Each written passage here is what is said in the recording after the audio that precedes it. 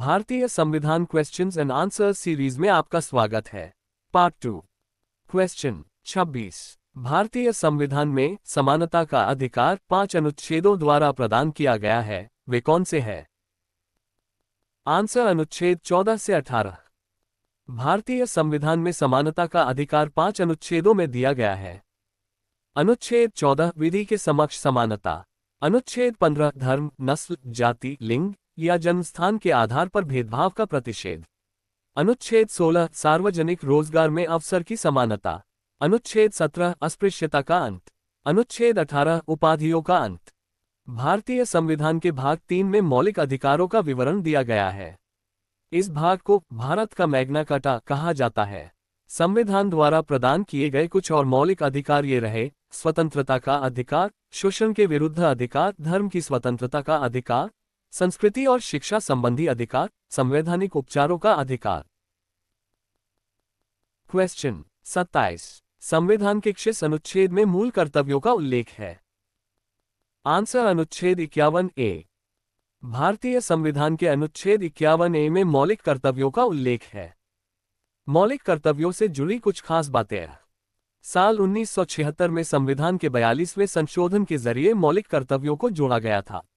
संविधान में पहले मौलिक कर्तव्यों की कोई सूची नहीं थी। स्वर्ण सिंह समिति की सिफारिश पर संविधान में मौलिक कर्तव्यों को जोड़ा गया था। शुरुआत में संविधान में 10 मौलिक कर्तव्य थे। साल 2002 में 86वें संशोधन के जरिए 11वां मौलिक कर्तव्य जोड़ा गया। मौलिक कर्तव्यों को भारतीय संविधान के भाग 4A में रखा गया है। मौलिक कर्तव्य नागरिकों का नैतिक दायित्व है।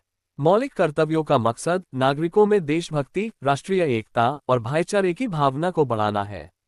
मौलिक कर्तव्य संविधान के मूल्यों को बनाए रखने में भी मदद करते हैं। मौलिक कर्तव्य नागरिकों के व्यवहार और आचरण का मार्गदर्शन करते हैं। क्वेश्चन 28। भारत के नागरिक का कर्तव्य होगा प्राकृतिक पर्यावरण का संरक्षण एवं सुधार, ये कथन किस अनुच्छेद में है? आंसर अनुच्छेद 51A, अनुच्छेद 48A। भारतीय संविधान के अनुच्छेद 51A में कहा गया है कि भारत के प्रत्येक नागरिक का ये कर्तव्य होगा कि वह वनों, झीलों, नदियों और वन्य जीवन सहित प्राकृतिक पर्यावरण की रक्षा करे और उसका संवर्धन करे तथा प्राणी मात्र के प्रति दया का भाव रखे। इसके अलावा संविधान का अनुच्छेद 48A राज्य सरकार को पर्यावरण की रक्षा और सुधार करने का निर्देश देता है। यह अनुच्छेद राज्य सरकार को देश के वनों और वन्यजीवों की रक्षा करने का प्रयास करने का निर्देश देता है। क्वेश्चन 29। संविधान के किस अनुच्छेद के अंतर्गत राज्य सरकार को ग्राम पंचायत के संगठन का निर्देश दिया गया है? आंसर अनुच्छेद 40। भारतीय संविधान के अनुच्छेद 40 के तहत राज्य सरकार को ग्राम पंचायतों के संगठन का निर्देश दिया गया है। इस अनुच्छेद के मुताबिक राज्य सरकार को ग्राम पंचायतों को व्यवस्थित करने के लिए जरूरी कदम उठाने होंगे। राज्य सरकार को ग्राम पंचायतों को ऐसी शक्तियां और अधिकार देने होंगे जिनसे वे स्वायत्त शासन की इकाइयों के तौर पर काम कर सकें। राज्य सरकार को ग्राम स्तर पर सरकारों को संगठित करना चाहिए ताकि समाज और ग्रामीण क्षेत्रों की बेहतरी हो सके। क्वेश्चन 30। वर्तमान में संविधान में कितनी अनुसूचियां हैं? आंसर 12। भारतीय संविधान में फिलहाल 12 अनुसूचियां हैं। संविधान में संशोधनों के बाद इसमें 12 अनुसूचियां शामिल हो गईं। संविधान से जुड़ी कुछ और जानकारी। संविधान में शुरुआत में 8 अनुसूचियां थीं। भारत सरकार अधिनियम 1935 में पहली बार अनुसूचियों का जिक्र किया गया था। उस समय इसमें 10 अनुसूचियां थीं। संविधान में 25 भाग हैं और लगभग 470 अनुच्छेद हैं। संविधान की मूल प्रतियां हिंदी और अंग्रेजी में लिखी गई हैं। संविधान की मूल प्रतियां भारत की संसद के पुस्तकालय में हीलियम से भरे बक्सों में रखी गई हैं। संविधान को प्रेम बिहारी नारायण रायजादा ने सुंदर सुलेख में हस्तलिखित किया था। संविधान दुनिया के किसी भी संप्रभु देश का सबसे लंबा लिखित संविधान है। क्वेश्चन 31। संविधान की द्वितीय अनुसूची का संबंध किससे है? आंसर महत्वपूर्ण पद अधिकारियों के वेतन भत्तों से। भारतीय संविधान की दूसरी अनुसूची भारतीय राज्य व्यवस्था के विभिन्न अधिकारियों से जुड़े वेतन, भत्ते और पेंशन से संबंधित है। राष्ट्रपति, राज्यपाल, Lok Sabha speaker, deputy speaker, auditor general, जज, राज्य नियंत्रक। इस अनुसूची में इन अधिकारियों से जुड़ी परिलब्धियां, भत्ते और विशेषाधिकारों का उल्लेख है। सभी अधिकारियों का वेतन और पेंशन भारत की संचित निधि से दिया जाता है। क्वेश्चन 32। कौन सी अनुसूची में 22 भाषाओं को मान्यता दी गई है? आंसर 8वीं अनुसूची। भारतीय संविधान की 8वीं अनुसूची में 22 भाषाओं को मान्यता दी गई है। असमिया, बंगाली, गुजराती, हिंदी, कन्नड़, कश्मीरी, कोंकणी, मलयालम, मणिपुरी, मराठी, नेपाली, उड़िया, पंजाबी, संस्कृत, सिंधी, तमिल, तेलुगु, उर्दू, बोडो, संथाली, मैथिली, डोंगरी। भारतीय संविधान की 8वीं अनुसूची में भाषाओं को शामिल करने के लिए कोई स्थापित मानदंड नहीं है। इसलिए इस अनुसूची में और भाषाओं को शामिल करने की मांगों पर विचार करने के लिए कोई समय सीमा निर्धारित नहीं की जा सकती। क्वेश्चन 33। दल बंदल के आधार पर निर्वाचित सदस्यों की अयोग्यता संबंधी विवरण किस अनुसूची में है? आंसर 10वीं अनुसूची। भारतीय संविधान की 10वीं अनुसूची में दल बदल के आधार पर संसद और राज्य विधानसभाओं के सदस्यों की अयोग्यता से जुड़े प्रावधान हैं। इसे दल बदल विरोधी कानून के नाम से भी जाना जाता है। इसे 1985 में संविधान के 52वें संशोधन के जरिए जोड़ा गया था। दल बदल विरोधी कानून के बारे में कुछ और बातें। इस कानून का मकसद राजनीतिक दल बदल को रोकना और राजनीतिक दलों की स्थिरता और एकजुटता बनाए रखना है। इस कानून के तहत अगर कोई सदस्य पार्टी के जनादेश का उल्लंघन करता है तो उसे सदन से निकाल दिया जाता है। दल बदल से जुड़े किसी भी मामले में सदन के पीठासीन अधिकारी फैसला करते हैं। पीठासीन अधिकारी के फैसले के बाद अदालतें हस्तक्षेप कर सकती हैं। अगर कोई राजनीतिक दल किसी दूसरे दल में विलय करता है तो उसके सदस्य अपनी सीटें नहीं खोते। क्वेश्चन 34। संविधान की 6वीं अनुसूची किस राज्य में लागू नहीं होता है? आंसर नागालैंड। भारतीय संविधान की 6ठी अनुसूची नागालैंड में लागू नहीं होती। 6ठी अनुसूची आदिवासी क्षेत्रों के प्रशासन से जुड़ी है और यह असम, मेघालय, त्रिपुरा और मिजोरम राज्यों में लागू होती है। क्वेश्चन 35। किस राज्य के आरक्षण विधेयक को 9वीं अनुसूची में सम्मिलित किया गया है? आंसर तमिलनाडु। तमिलनाडु आरक्षणों को संविधान की 9वीं अनुसूची में डाल दिया गया। क्वेश्चन 36। भारतीय संविधान की कौन सी अनुसूची राज्य में नामों की सूची तथा राज्य क्षेत्रों का ब्यौरा देती है? आंसर पहली अनुसूची। भारतीय संविधान की पहली अनुसूची में राज्यों और केंद्र शासित प्रदेशों के नाम और उनके प्रादेशिक क्षेत्राधिकार का उल्लेख है। भारतीय संविधान की कुछ और अनुसूचियां और उनका उल्लेख। दूसरी अनुसूची में राष्ट्रपति, राज्यपाल, लोकसभा अध्यक्ष, लोकसभा उपाध्यक्ष, राज्यसभा सभापति और राज्यसभा उपसभापति जैसे पदों से जुड़े प्रावधान हैं। तीसरी अनुसूची में न्यायाधीशों और निर्वाचित अधिकारियों के लिए शपथ और शपथ पत्र से जुड़े प्रावधान हैं। 7वीं अनुसूची में संघ और राज्य सूची और समवर्ती सूची शामिल है। 8वीं अनुसूची में देश में मान्यता प्राप्त भाषाओं के बारे में जानकारी है। 9वीं अनुसूची अधिनियमों और विनियमों के समझौते को नियंत्रित करती है। 11वीं अनुसूची पंचायतों की शक्तियों, अधिकारों और जिम्मेदारियों से जुड़ी है। 12वीं अनुसूची नगरपालिकाओं की शक्तियों, अधिकारों और जिम्मेदारियों से जुड़ी है। क्वेश्चन 37। भारतीय संविधान में 9वीं अनुसूची परिवर्तित हुई। आंसर। भारतीय संविधान की 9वीं अनुसूची को अब तक बदला नहीं गया है। साल 1951 में हुए पहले संविधान संशोधन के जरिए 9वीं अनुसूची को संविधान में जोड़ा गया था। 73वें संविधान संशोधन के जरिए पंचायतों से जुड़े 29 विषयों को 9वीं अनुसूची में जोड़ा गया था। 9वीं अनुसूची में शामिल कानूनों को संविधान के अनुच्छेद 31B के तहत संरक्षण प्राप्त होता है। इस अनुसूची में शामिल कानूनों की न्यायिक समीक्षा नहीं हो सकती। वर्तमान में 9वीं अनुसूची में 284 अधिनियम हैं। 9वीं अनुसूची को कुछ कानूनों के लिए एक विशेष ढाल की तरह माना जाता है। इसका मकसद मुख्य रूप से भूमि सुधारों से जुड़े कानूनों को न्यायिक अवलोकन से बचाना था। इससे इन कानूनों को बिना किसी हस्तक्षेप के लागू किया जा सकता था। क्वेश्चन 38। किस अनुच्छेद के अंतर्गत उपराष्ट्रपति पद की व्यवस्था है? आंसर अनुच्छेद -63। भारतीय संविधान के अनुच्छेद 63 में भारत के उपराष्ट्रपति पद के बारे में जानकारी दी गई है। इस अनुच्छेद में कहा गया है कि भारत का एक उपराष्ट्रपति होगा। यह अनुच्छेद संविधान के भाग 5 में शामिल है। उपराष्ट्रपति का कार्यालय भारत का दूसरा सबसे बड़ा संवैधानिक पद है। उपराष्ट्रपति को शपथ भारत के राष्ट्रपति दिलाते हैं। उपराष्ट्रपति की योग्यता, चुनाव और पद से हटाने से जुड़ी जानकारी संविधान के अनुच्छेद 63-73 में दी गई है। उपराष्ट्रपति के चुनाव से जुड़े विवादों की जांच और उन पर फैसला सर्वोच्च न्यायालय कर सकता है। संविधान में ऐसा कोई खास आधार नहीं बताया गया है जिसके आधार पर उपराष्ट्रपति को हटाया जा सके। क्वेश्चन 39। वित्तीय आपात भी घोषणा किस अनुच्छेद के अंतर्गत होती है? आंसर अनुच्छेद 360। भारतीय संविधान के अनुच्छेद 360 के तहत वित्तीय आपातकाल की घोषणा की जाती है। राष्ट्रपति को लगता है कि भारत की वित्तीय स्थिरता या क्रेडिट को खतरा है, तो वह वित्तीय आपातकाल की घोषणा कर सकता है। वित्तीय आपातकाल की घोषणा के बाद कार्यपालिका और विधायी प्राधिकरण केंद्रीकृत हो जाते हैं। वित्तीय आपातकाल के लिए कोई अधिकतम समय सीमा नहीं है। वित्तीय आपातकाल की घोषणा को 2 महीने के भीतर संसद द्वारा अनुमोदित किया जाना चाहिए। 1975 के 38वें संशोधन अधिनियम के मुताबिक राष्ट्रपति द्वारा वित्तीय आपातकाल की घोषणा निश्चित और निर्णायक होती है। इसे किसी भी आधार पर अदालत में चुनौती नहीं दी जा सकती थी। हालांकि 1978 के 44वें संशोधन अधिनियम के जरिए इस प्रावधान को निरस्त कर दिया गया था। क्वेश्चन 40। राष्ट्रीय पिछड़ा आयोग का गठन किस अनुच्छेद के अंतर्गत किया जाता है? आंसर अनुच्छेद 340, अनुच्छेद 338 बी।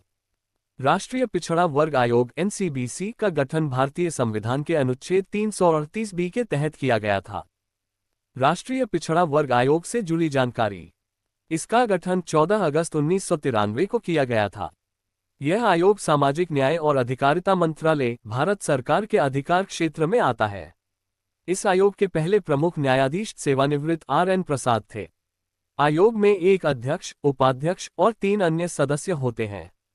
इन सदस्यों का पद और वेतन भारत सरकार के सचिव के समान होता है। आयोग का मुख्यालय नई दिल्ली में है। संविधान के कुछ और अनुच्छेद जो पिछड़े वर्गों से जुड़े हैं। अनुच्छेद 340 के मुताबिक राष्ट्रपति सामाजिक और शैक्षणिक रूप से पिछड़े वर्गों की स्थिति की जांच के लिए एक आयोग की नियुक्ति करते हैं। अनुच्छेद 342 के मुताबिक राष्ट्रपति किसी विशेष जाति को सामाजिक और शैक्षणिक रूप से पिछड़ा वर्ग SEBC के रूप में अधिसूचित कर सकते हैं। अनुच्छेद 366 के मुताबिक केंद्र सरकार और भारत के राज्यों एवं केंद्र शासित प्रदेशों को पिछड़े वर्गों को परिभाषित करने के लिए सामाजिक। क्वेश्चन 41। किस अनुसूची में केंद्र व राज्यों के बीच शक्तियों के बंटवारे का वर्णन है? आंसर 7वीं अनुसूची में। भारतीय संविधान की 7वीं अनुसूची में केंद्र और राज्यों के बीच शक्तियों के बंटवारे का वर्णन है। 7वीं अनुसूची में 3 सूचियां हैं: संघ सूची, राज्य सूची, समवर्ती सूची। 7वीं अनुसूची केंद्र और राज्यों के बीच शक्तियों का स्पष्ट पृथक्करण करती है। इससे केंद्र और राज्यों के बीच संघर्ष को रोका जा सकता है। केंद्र और राज्यों के बीच शक्तियों के बंटवारे के लिए 1935 के भारत सरकार अधिनियम की योजना का पालन किया गया है। इस अधिनियम में कनाडा के उदाहरण का अनुसरण किया गया है। क्वेश्चन 42। समवर्ती सूची किस राज्य में संबंधित नहीं है? आंसर: समवर्ती सूची राज्य से संबंधित नहीं है। समवर्ती सूची केंद्र और राज्य सरकार दोनों के लिए विचारणीय विषयों से जुड़ी होती है। वहीं सार्वजनिक व्यवस्था राज्य सूची का विषय है। भारतीय संविधान की 7वीं अनुसूची में समवर्ती सूची दी गई है। इसमें 52 मदें हैं जिनमें केंद्र और राज्य सरकार दोनों विचार कर सकते हैं। समवर्ती सूची में शामिल विषयों पर केंद्र और राज्य दोनों सरकारें कानून बना सकती हैं।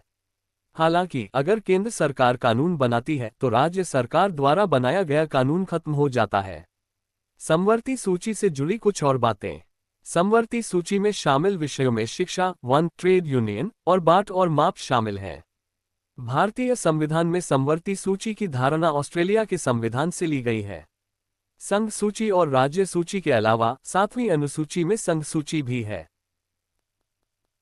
क्वेश्चन 43। संविधान लागू होने के समय समवर्ती सूची में कितने विषय थे?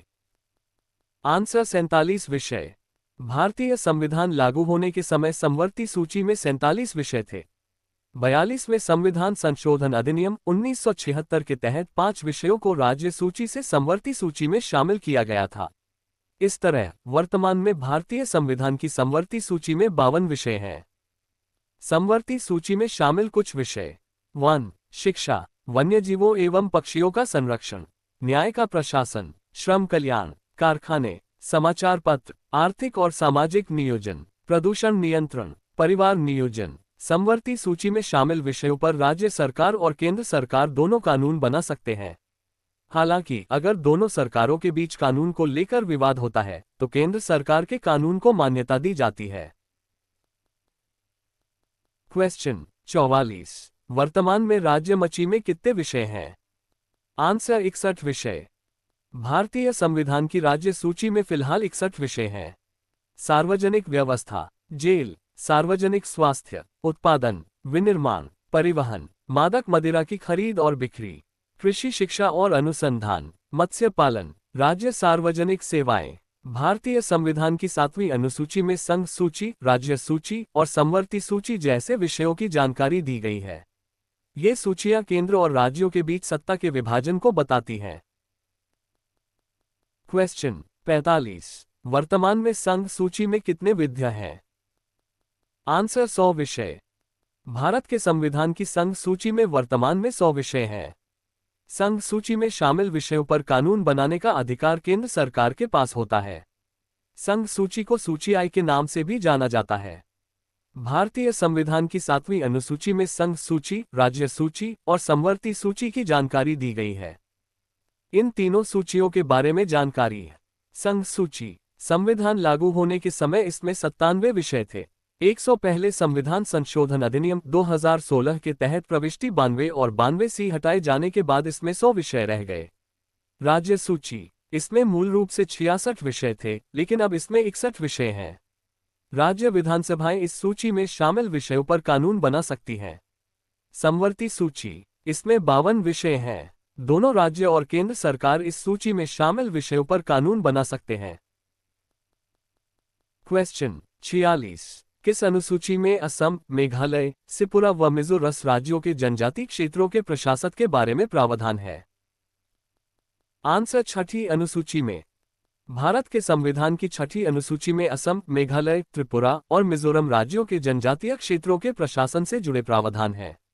संविधान के अनुच्छेद 244(2) और अनुच्छेद 275(1) के तहत ये विशेष प्रावधान दिए गए हैं। 6ठी अनुसूची के बारे में कुछ और खास बातें। इस अनुसूची के तहत इन राज्यों के जनजातीय क्षेत्रों के प्रशासन को स्वायत्तता दी गई है। इन क्षेत्रों में स्वायत्त जिला परिषदें ADCS हैं। इन परिषदों को व्यापक नागरिक और आपराधिक न्यायिक शक्तियां दी गई हैं। इन परिषदों के क्षेत्राधिकार संबंधित उच्च न्यायालय के क्षेत्राधिकार के अधीन हैं। राज्यपाल को क्षेत्रों को बढ़ाने या घटाने या स्वायत्त जिलों के नाम बदलने का अधिकार है। संसद या राज्य विधायिका के कार्य स्वायत्त जिलों और स्वायत्त क्षेत्रों पर लागू नहीं होते। क्वेश्चन 47। भारतीय संविधान संसदीय प्रणाली किस देश के संविधान से ली गई है? Answer Britain. भारतीय संविधान की संसदीय प्रणाली ब्रिटेन के संविधान से ली गई है। संसदीय प्रणाली को वेस्टमिंस्टर मॉडल भी कहा जाता है। भारतीय संविधान में संसदीय प्रणाली से जुड़ी कुछ और खास बातें। संसदीय प्रणाली में विधायी और कार्यकारी अंगों के बीच सहयोग और समन्वय होता है। संविधान में बजट से जुड़े खर्चों का अधिकार चुने हुए जनप्रतिनिधियों के पास है।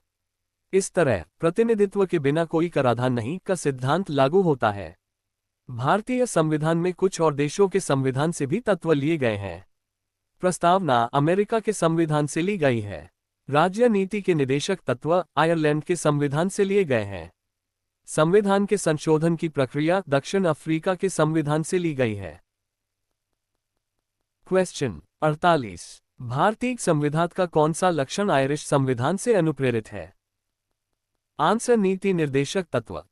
भारतीय संविधान के ये लक्षण आयरिश संविधान से प्रेरित हैं।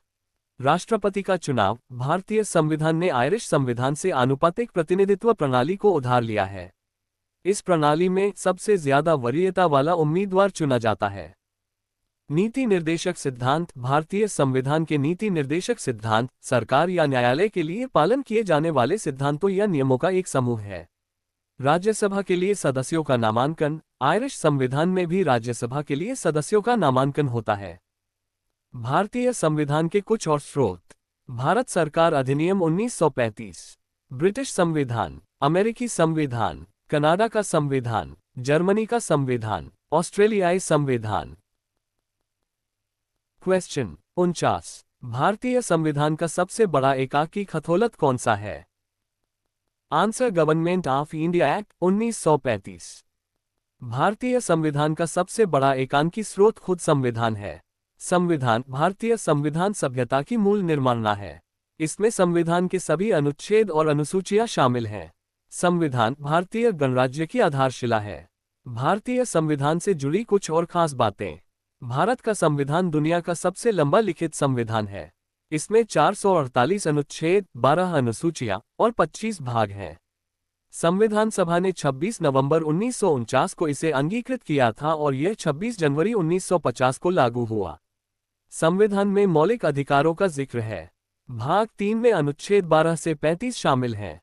इसमें समानता का अधिकार, स्वतंत्रता का अधिकार, शोषण के खिलाफ अधिकार, धार्मिक स्वतंत्रता का अधिकार और सांस्कृतिक और शैक्षिक अधिकार जैसे अधिकारों का जिक्र है। संविधान न तो कठोर है और न ही लचीला, बल्कि दोनों व्यवस्थाओं का एक मिश्रण है। भारत सरकार अधिनियम 1935 भारतीय संविधान का मुख्य स्रोत था। क्वेश्चन 50। भारतीय संविधान की संघीय व्यवस्था किस देश की संघीय व्यवस्था से समानता रखती है? Answer Canada. सही उत्तर कनाडा है। भारत की संघीय प्रणाली को भारत के संविधान के संदर्भ में नियंत्रित किया जाता है।